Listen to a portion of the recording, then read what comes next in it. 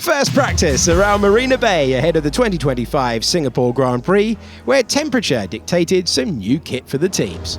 Formula One's governing body, the FIA, has declared this weekend's action will take place under heat hazard conditions, a newly recognised scenario initiated at the start of this season and implemented when temperatures are expected to reach or exceed 31 degrees Celsius. Extra components are fitted to all cars, including a pump, plumbing and a thermal store.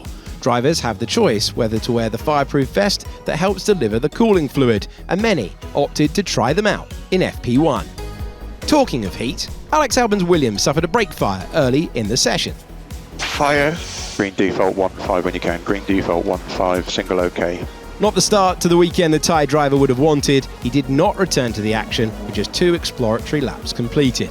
Last race weekend in Baku, teammate Carlos Sainz secured a maiden podium for the Grove outfit, which he said has given him energy and motivation. The Spaniard was a winner here 2 years ago for Ferrari. He was P8 this time out. Turn 14 proved tricky for a few, Pierre Gasly with a brief diversion down the slip road there, and Lewis Hamilton having a hairy moment while navigating the corner, but keeping his Ferrari out of the walls. The 7-time world champion has graced the top step of the podium here on 4 occasions. Only his former rival, Sebastian Vettel, has done it 4 times. Hamilton was P4 for his efforts today, with teammate Charles Leclerc 2 places to the better. Kimi Antonelli had a big slide at turn 1, Oliver Behrman went off-piste at turn 7, and Franco Colapinto came very close to the wall at turn 17, in what was a cautious session for all, the track conditions and temperatures not being representative of those expected for either qualifying or Sunday's Grand Prix. Lando Norris had a bit of a wobble coming through the turn 16-17 chicane, the Briton bagged pole here 12 months ago, which incidentally stands as the current track lap record. He's managed to finish ahead of his teammate in each of the 4 Singapore Grand Prix contested, and will surely be hoping that trend continues come Sunday as he aims to close the gap further to Oscar Piastri, the current Drivers' Championship leader, who grazed the walls, exiting turn 17. The Australian found traffic on one of his later soft-shod runs. Ferrari will invent mirrors one day, I hope. Sassy. Lewis Hamilton, the car of the way. You can't be sitting on the racing line. It's pretty dozy there for Lewis. Not long after that, Gabriel Bortoleto felt blocked by the McLaren man. What the is he doing? Piastri now on high fuel ahead of him, so he's not obliged to get out of the way.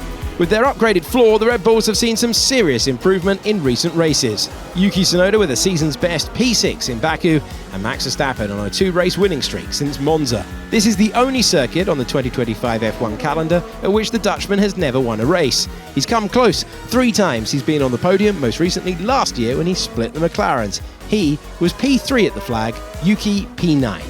Another former winner here is Fernando Alonso.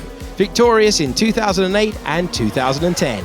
The 2-time world champion is still searching for the podium place that will take him past Alain Prost and into 5th place on the all-time list of top 3 finishers. He's on 106 as it stands and was the fastest man on track in FP1, topping the tables for the first time this season, clocked at 1 minute 31.116. Leclerc was second fastest, a 10th and a half back, then came Verstappen, Hamilton, Piastri, Norris, Hadjar, Sainz, Tsunoda and Esteban Ocon. P11 for George Russell, and he was ahead of Hülkenberg, Gasly, Antonelli, Lawson, Behrman, Bortoleto, Stroll, Colapinto and the unfortunate Alex Albon.